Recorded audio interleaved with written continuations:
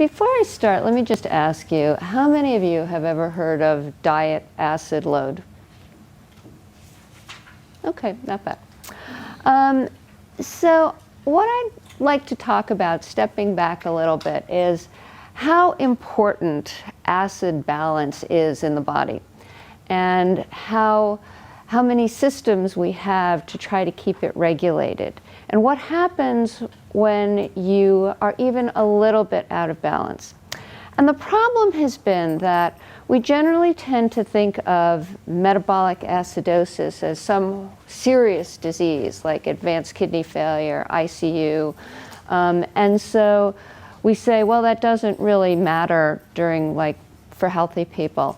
But I'd like to I hope by the end of this talk I will convince you that in fact it's really a spectrum of a disease, of a problem, and that it affects so many different things that I think you could reasonably argue that you would be faster, stronger, and just overall healthier if you were in a better acid balance, and that perhaps evolutionarily that might help you survive. So that's kind of what I'm going to be talking about today. I'm also going to talk a little bit about why I think that the methods we have for estimating how much acid you're getting in from your diet are not very precise, and talk a little bit about what can we do. So this is a spectrum, okay? Between about 7.35 and 7.45 is where we normally regulate our blood pH. And the question is, does it matter where you are in this spectrum? Like, does it matter if you're over here or if you're over here? Does it actually make any difference? And what we do know is that when you're younger, when you're born, you tend to regulate your pH a little bit higher. And remember, when I say the pH is higher, I actually mean the free acid ions are lower. Okay, so here, this is a low blood acid state. And here, you've got more free acid ions floating around in the blood. And just like you have the idea of oxidative stress, and everybody has heard about oxidative stress, which is basically you have a bunch of free electrons, so negatively charged things which are passing charges from one molecule to another. Well, acids are positively charged ions that are floating around looking for negatively charged ions to attach to. And if you have a whole bunch of these reactive positively charged ions floating around, so just like oxidative stress is a stress, I want you to think about the idea that acidotic stress is a stress, just a different kind of chemical stress. And I don't think that that can be good for you. And the body has lots of ways of dealing with acids. So the acids come from what we eat and from endogenous metabolic processes. And we have buffering systems where we can push the acid ions into the red cells, especially into the muscles, into the bone. And the acid ions that can be attached to bicarbonate are then excreted by the lungs as carbon dioxide. And all the other acids, the so-called non-carbonic or non-CO2 acids, are excreted by the kidneys. And as a kidney doctor, this is something that we are now actually spending a lot of time doing. There's not a lot we can do to prevent kidney disease. Control the blood pressure, control the diabetes, control the amount of protein in the urine. And the fourth one that we've been working on now is control the actually clinically severe metabolic acidosis that these patients develop when their kidneys fail, and try to keep their bicarbonate levels up in the normal range in an attempt to slow the damage to the kidneys. And in addition to these buffering and excretory mechanisms, there's also this relatively recently described method where the body actually regulates the amount of endogenous acid that it produces. So this is a new idea, relatively speaking, that says that if you add a bunch of acid to the body, so that the blood pH goes down, the body is going to decrease the amount of endogenous acid that it produces in an attempt to get the blood pH back up again. And conversely, if you give it a large base load so that the blood pH goes up, it will increase the endogenous acid production in an attempt to get the systemic pH back down to where it was before. So not only are there these buffering systems, but there's this endogenous acid production system, which is also adding or taking away acids to the body. And I'll talk about this later, but this whole concept about changes in endogenous acid is why it's so difficult to use the equations that we use to predict how much diet acid is. Okay, and so just like there's no one climate or one type of habitat on the planet, there can't possibly be one type of diet that we ate. I mean, we eat just about anything that doesn't kill us. So they can't possibly have just eaten one kinds of food. And my colleague, Tony Sebastian, did this analysis where he looked at various combinations of meat and fish and various types of fruits and green leafy things and veggies, and tried to do an average of, what would these diets be, mostly acid or mostly base. And he came up with this idea that, in fact, most of these Paleolithic diets or diets that made from foods that our human ancestors would have eaten. In fact, almost all of these would have been relatively net base producing, so negative net acids. And the main reason for this is that all foods contain these precursors like sulfates and phosphates, which are metabolized to acids. But only fruits and vegetables and nuts contain the bicarbonate the anion precursors, which are metabolizable to bicarbonate, so that can then neutralize the acids in the system. So unless you're eating a diet which is made up only of, say, animal foods and grains, in which case you're getting no base precursors at all the other diets would have had some kind of base added to it from the diet alone. And so what we think is that in the old days, you used to eat diets that were very, very high in potassium, which were associated with these bicarbonate alkali anions. And since the amount of sodium chloride in raw food is relatively low, you are also eating a relatively low sodium chloride diet. So that's what we ate then, and that's not what we eat now. We now eat a great deal of salt, and at least on average in the United States, very, very few fruits and vegetables. And I put the little kidney in here to remind myself to say that, in fact, our kidneys think that we live in an environment where there's lots of potassium and alkali. Because your kidneys if you're in the desert, you will still lose about 15 millimoles per liter of urine excreted because your kidneys cannot hold on to potassium. And if you deliver bicarbonate to the distal tubules, you'll actually, and again, the potassium is being delivered along with the bicarbonate. The bicarbonate in the distal tubules makes the aldosterone secreting cells actually secrete more potassium. So in fact, you even increase the amount of potassium lost in the urine. And at the same time, these aldosterone secreting cells are also reabsorbing every molecule of sodium that you eat. So in this same desert, you would reabsorb less than 1 millimole per liter per day. So essentially, you retain all the salt and none of the potassium. So your kidneys think that we live in an environment where we get a lot of potassium alkali and no salt.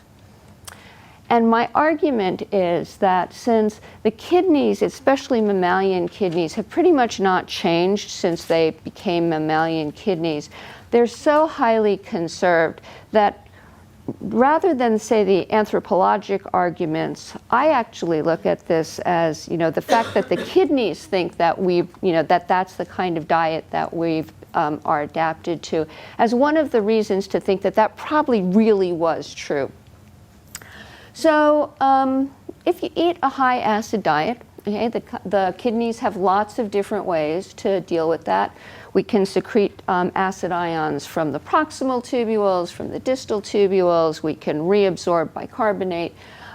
We can increase the amount of ammonia that we make, and we excrete the ammonium in the proximal tubule. But you pay a price for doing that. Okay? And that's this trade-off hypothesis that was put out about 15, 20 years ago, which says that in order to be able to excrete the acids in the kidney, what you do is you excrete less citrate and more calcium in the urine, and that predisposes you to kidney stones. Okay? You break down your bones, you break down your muscles, and in fact, we now actually do believe this, and that causes yet further damage to the kidneys, and the more damage to the kidneys you have, the harder it is to excrete the acid, and this becomes a vicious cycle. So just to give you an idea, in the bone, as it becomes progressively more acidotic, the osteoblasts, which are the cells that make bone, stop mineralizing the bone, and the osteoclasts, which are the cells that break down the bone more. And you can see that here. Here are all the osteoclasts eating away at the bone, all over here. Okay, and here in these test tubes or petri dishes with osteoblasts, you can see that at a neutral pH over time, and these are days, over time, the matrix becomes progressively more mineralized, whereas over here, in an acid environment, essentially there's no mineralization at all, and that makes your bones weaker. In addition, we know that there are effects on growth. So in these knockout mice, where they knocked out one of the hydrogen transporters in the kidney, the mice didn't grow as well, and they had a lot less muscle mass. And you can see that in these thigh patients. In humans, this is a normal human thigh. This is a cross-section of a patient with advanced kidney failure. There's a lot less muscle and a lot more scar tissue. So again, acidosis is bad for you. And what happens in the muscle is that there's this ubiquitin proteasome pathway, which was described by Bill Mitch about 30 years ago, which actually causes the muscles to break down, the protein to break down, to release amino acids, which are then sent to the liver to make glutamine, which then goes to the kidney, and the NH3 is removed from the glutamine and excreted as NH4, or ammonium, in the urine in an attempt to get rid of the extra acid ions. So the more acid you eat, the more you're going to break down your muscle proteins in order to excrete those extra acid molecules. And in rats that are specially designed to develop high blood pressure, the more chloride you give them, the higher their blood pressure goes, and the more damage you get to the kidneys over time. On the other hand, if you give these same rats bicarbonate, not only is their blood pressure lower, but you manage to avoid the damage to the kidneys. And we know that these, at least in children that have these types of abnormalities like renal tubular acidosis, where their kidney tubules are unable to excrete the extra acid, these kids don't grow very well, and just giving them bicarbonate is enough to make them grow better. And so and we know now that the acid itself is suppressing growth hormone, is interfering with the IGF-1 receptors, actually suppressing the effects of insulin, affecting the way thyroid hormone works, and appears to increase glucocorticoid production, which again is going to tend to give you higher blood sugars and make you more insulin resistant. Okay, so far what I've said is that I believe that we probably evolved eating a low acid diet, that we know that when you have clinically relevant levels of metabolic acidosis, we can prove that it affects the muscles and bones and hormone levels. And now I'd like to talk a little bit about what do we eat. These percentages have been quoted before. This is from the N. Haynes studies. And basically it says that about 75% of calories in the American diet comes from grains, dairy products, and junk food. And in addition, we eat an incredibly high salt diet. And this study, which was done by a bunch of German scientists who work for the Aerospace Research Center in Germany, have shown that with increasing amounts of salt, okay, so sodium chloride, the chloride, okay, is actually decreasing the bicarbonate levels and causing the blood pH to go down. And as a nephrologist, this is a definition of metabolic acidosis, where both the pH goes down and the bicarbonate levels go down. And then when they took the salt away, then the pH went back up and the bicarbonate levels went back up. So it's actually not so much the sodium, it's actually the chloride that we're eating as sodium chloride, which is also causing us to have a part of a metabolic acidosis. And I want you to look at these numbers here. So if you say that 7.40 is standard, okay? What you're doing is you're going from maybe like 7.41 or 7.42 down to like maybe 7.39. So this is well within the range that we would consider to be normal, okay? But my argument, going back to that first slide where I showed that there's a spectrum between 7.35 and 7.45, would you rather be up here or would you rather be down here? And because these effects are additive, so this is what the sodium chloride is doing and this is what the diet acid loads are doing, you know, all you're doing is just adding acids as you keep eating these things which affect blood pH and bicarbonate. Now, the only person, more or less, who's ever done a study where he actually looked to see what are the effects of individual foods on diet acid load was this guy named Nathan Blatherwick from Yale in 1914. And what he did was he fed these people a baseline diet, and then he fed them as much as they would eat of one specific thing. And so what you see here is that when they ate like oranges or raisins or nuts or apples or tomatoes or bananas, their net acid load decreased. And when they ate grains like rice and whole wheat, their net acid load increased. There are very few studies where people have actually looked at one type of food and said, I can prove that this type of food does this. Okay, everything else is estimates.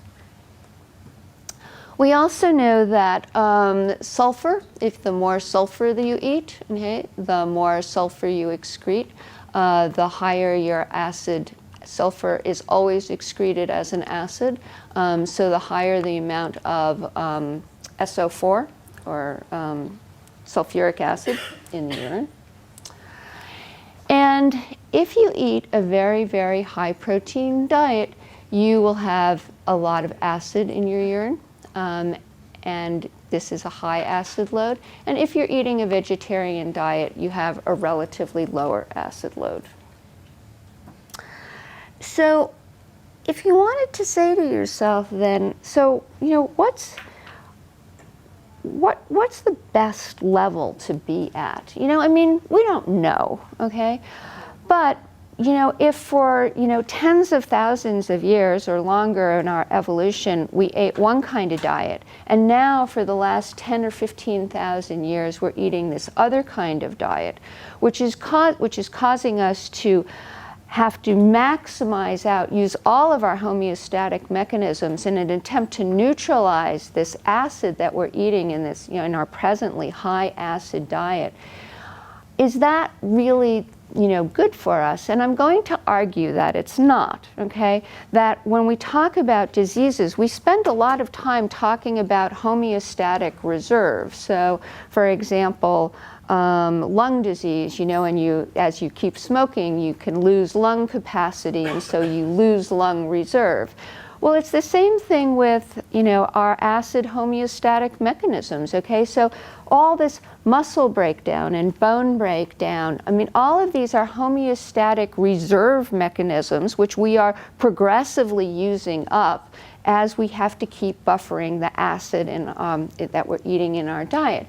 And so that would argue that, in fact, perhaps we would have a better or more optimal acid-base status if we ate a diet that was more basic. Okay. And again, I want to emphasize that I am not talking about what I as a nephrologist would call metabolic alkalosis or metabolic acidosis. We are talking about changing the levels of bicarbonate within the range considered to be normal for humans, which is somewhere between about 24 and 28. So all we're doing is putting you back into the range that we would consider to be a better range for you. Okay. And at least there are some human studies now that show that when you give bicarbonate and raise the blood bicarbonate levels, you can show that over time you can actually help improve bone density.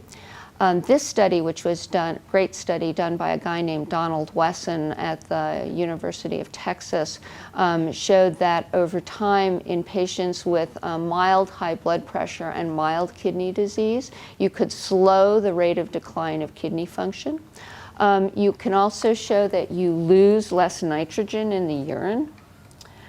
And this study by Beth Dawson-Hughes again showed that not only do you lose less nitrogen, but you actually improve muscle function as the amount of bicarbonate in the system goes up. There have also been not very well done studies, mostly case reports.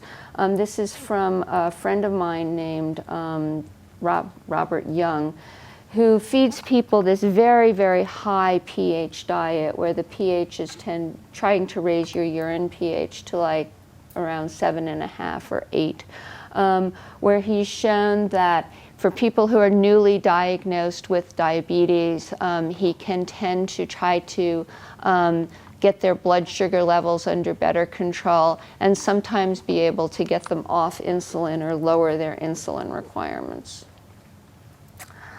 Finally, I want to talk a little bit about the Virginia Beach diet comparison. So these guys in Virginia Beach are actually cardiologists and obesity doctors, decided that they wanted to run a weight loss clinic. And so they had their patients sign up for either a vegan diet, a Mediterranean diet, the DASH diet, or a paleo diet. And they went to this weight loss clinic every week for 2 months, and then they just stopped all of their intervention. And then 6 months later, they brought them back and they said, how did they do?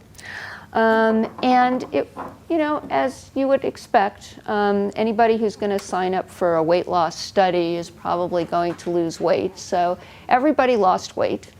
But what you see is that at 6 months, the ones who maintained the weight loss the best were the ones that were either on the plant diet or the ones that were on the paleo diet, compared to the ones who are on the Mediterranean or the DASH diet. And it makes me think, as Tommy was talking about his talk about, the lectins and, does this affect satiety and whatnot, made me wonder if, perhaps that might not be one of the reasons why the plant-based food diets, or the paleo, which is more plant, more like fruits and vegetables, maybe that one might have been a little bit better. Again, if you lose weight, your blood pressure tends to be under better control, and so what you saw here is that the amount of weight lost, more or less, the weight maintained off, more or less correlated with their decline in blood pressure. But more interesting to me was how, in fact, the low acid diets were also the ones where they tended to improve their insulin resistance the most. Now again, all of these things are tied together, so it's a little bit difficult to say that it's due to the acid base, because the acid base is going along with the weight loss, and the weight loss is going along with the low blood pressure. But we do know that acid actually does affect the insulin receptors and the IGF-1 receptors, so it makes me wonder if somehow these aren't all tied together. I don't know how to pull this apart. And then finally, as I said, I want to talk a little bit about all these books that come out that talk about, oh, here, just follow this diet, acid alkaline diets for dummies. And the problem with this, okay, is that all of these books assume that net acid production, okay, over here, which can be calculated using various formulas, is always equal to net acid excretion. And that's this identity line over here, okay? But what you see in real life is that, in fact, if you're eating a high acid diet, in fact, you're not able to excrete all the acids in the system. And in fact, here, if you're eating a high base diet, you actually are going to start producing more acids, because actually that's what the body actually does to try to keep the blood pH normal. And so the equations, which were developed empirically for relatively standard Western diets over here, do not do as well when they try to predict what the net acid excretion is actually going to be. And that's going to be a problem if you're trying to use these formulas to try to do these more unusual, non-Western, non-typical American diet types of diets. And so what we looked at is we took some of the studies that we've done. We've got lots of data from things, and we just said, for any one individual, can we predict what the net acid excretion is going to be using these various diet equations? And the answer is not very well, okay? So here's the mean, and then here's the confidence intervals. But this is like the range. So for any one person, it's going to, using a variety, these are 3 different equations. Doesn't matter which one you use, okay? It's just hard for one person to predict what's going on. So this whole system that those books are all written on, all presuppose that in fact there's a precise correlation between what the equations say and what's really going on, and that's not true. And again, the reason for this, I believe, okay, is that in fact you alter your endogenous acid production based on how much acid you're taking in.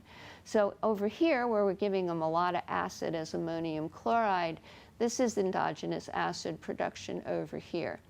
And then when you're given sodium chloride, you make a little bit more. And over here, where they're given bicarbonate, you make a ton more. So this is like a level of about 50 over here. And this is about 250. So there's a 5-fold increase in endogenous acid production.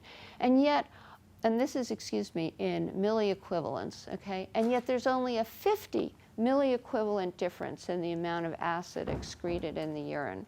So the fact that the body is changing the amount of acid that it's producing in an attempt to keep the systemic pH unchanged means that all of these equations over here, where they assume that endogenous acid production equals acid excretion, are wrong.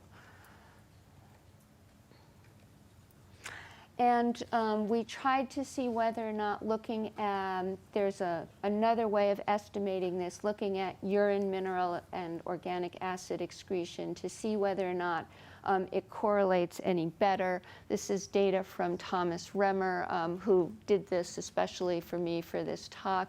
And yet you can see that only explains about 50% of the variability in the relationship between the urinary acid ion excretions and what the net acid excretion is. So,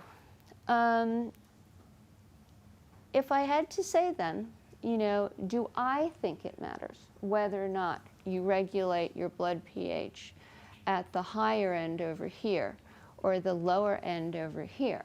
I think it does. I think that our kidneys think that we should be eating a high base diet. Okay? I think that there's clear evidence that if you have clinically significant metabolic acidosis, that it causes pathophysiologic changes.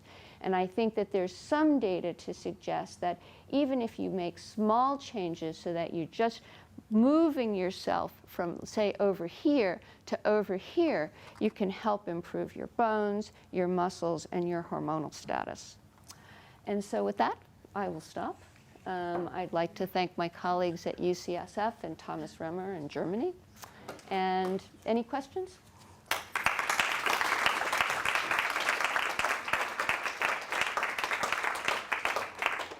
Well, thank you very much for this beautiful oversight. It remains a very difficult subject, so only the definitions of that are around are very difficult to comprehend.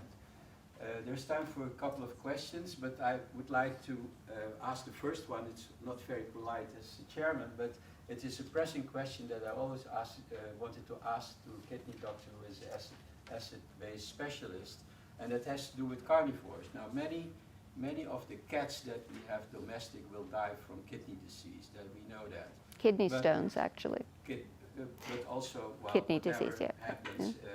Anyway, there's an enormous acid load, and that might also be the same reason for the kidney stones, but I'm not sure about that.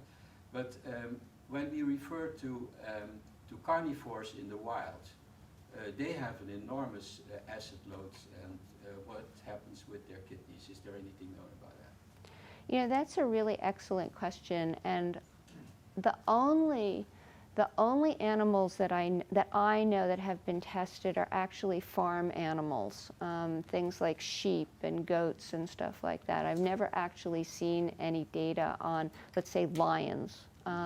In cats, I work with a veterinarian, and she says that in fact they do actually feed base to their cats who have kidney failure. I have never read an article saying that that's helpful in terms of keeping the cat's kidneys going. But my colleague who had done the experiments with sheep and is now working with cats and dogs, that's what she does. So, yeah. I have tons of other questions, but let's stay with the audience first. Yeah. I was just wondering, what's the effect of fasting on the acid-base balance? Do you know anything about that? Right. So it's pretty well known that if you fast for long enough, in fact, you develop a ketoacidosis. And it was shown some years ago now, about 30 years ago, that in fact that does affect the acid-base balance. Yeah. Positively? In the sense that the acid levels go up. Right. Okay. Yeah. So positively, yeah. Right. Yeah. Well, Yes. you. Yeah, I've seen quite a few studies on that fairly high protein diets Uh-huh. are actually beneficial when it comes to bone health. Could you comment on that at all? Yeah, that's a great question. We were just discussing this actually. Absolutely. You absolutely need to eat protein to make your bones grow. No two ways about it. This has clearly been shown, okay? The question is, what else do you need to eat besides the protein, okay? And I'm going to argue that you need the protein and you need to eat the fruits and veggies too, so that you can neutralize the effects of eating all of that high acid protein. But absolutely positively, I mean, one of the reasons why we're all bigger than our, ancestors 100 years ago, at least in part, is due to how much protein we ate. So, yeah. Any more questions? No? Yeah, start. Say something about dairy. For example, is there a difference between cheese and milk? I've seen some studies. I don't remember exactly if it was related to acid base. Okay, so a colleague of mine named Debbie Sellmeyer actually did look at that, and she did not see a difference, no. In terms of effects on acid base, no, it was the same. Okay, so thank you, everybody.